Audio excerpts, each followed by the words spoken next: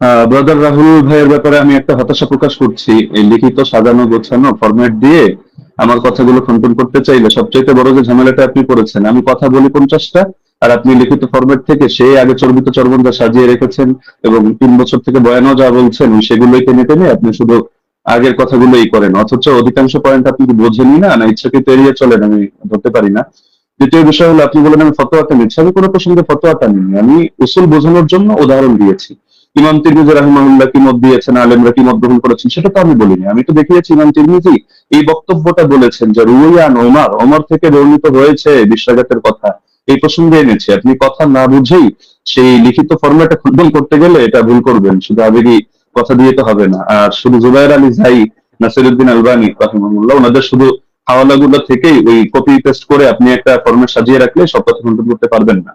এখন আপনি বারবার বলছেন যে আপনি একটা সনদ দেখান যেটা